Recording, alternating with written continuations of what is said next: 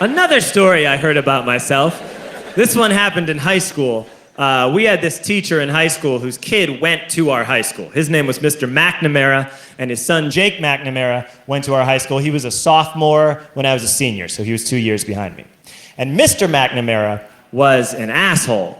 And one weekend, he and his wife decided to leave town, which you should never do if you're an asshole.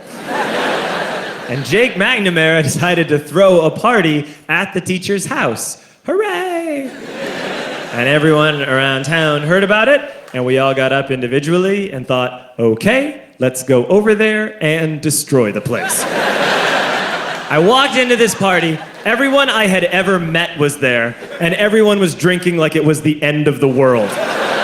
People were drinking like it was the Civil War and a doctor was coming to saw our legs off. It was totally unsupervised. We were like dogs without horses. We were running wild. I walked down to the basement. They had a pool table in the basement. One dude took a running start and threw his body onto the pool table and broke it in half. Another kid found out which room was Mr. McNamara's and went upstairs and took a shit on his computer. So the party was going great. I'm standing in the basement and I'm holding a red cup. You've seen movies. And I'm standing there and I'm holding a red cup and I'm starting to black out. And I guess someone said like, something, something, police. And in a brilliant moment of word association, I yelled, fuck the police! Fuck the police! And everyone else joined in. 100 drunk white children yelling, fuck the police. With the confidence of guys who have like already been to jail and aren't afraid of it anymore. You know, that like, I serve my nickel, you come and take me confidence. But white children. The reason someone had said something, something, police was because the police were there. So a Chicago police officer walked down the stairs and got to the bottom in the basement and looked out over a sea of drunk toddlers yelling, fuck the police, in his face. And he was almost impressed.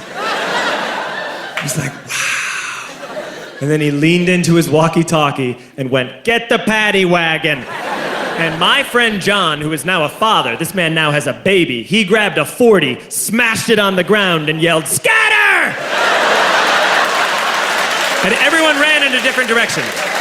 We all ran in different directions. It was like that scene in Ratatouille when the humans come in the kitchen and all the rats go in different ways. We all ran in different directions. I ran into the laundry room and I jumped up on the washing machine and I crawled out through a window into the backyard, and now I'm running through the backyard and there was this big chain link fence and I thought, I've never climbed a fence that high before. And then I woke up at home.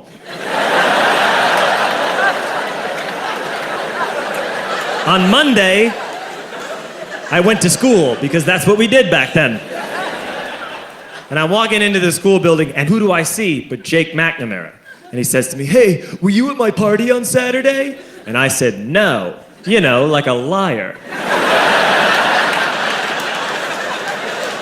And he said things got really out of hand. Someone broke the pool table. Someone took a shit on my dad's computer.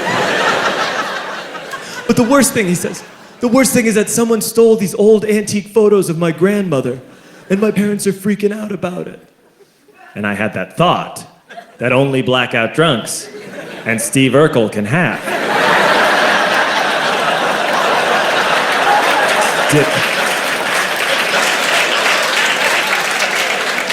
Did I do that? I figured, no, I wouldn't have done that. But I was never sure until 2 years later. Relax. I'm playing video games with this kid named Alex that we also went to high school with. 2 years later, we've graduated by now. We're playing video games for a couple hours. And then Alex says to me, hey, come here, I want to show you something. And he takes me into his bedroom. And then he takes me into a side room off of his bedroom. Never a good thing to have.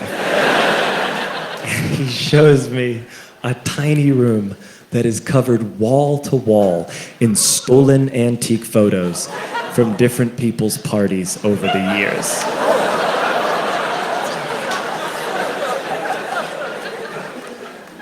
said, "Why? Why do you do this?" And Alex said, "Because it's the one thing you can't replace."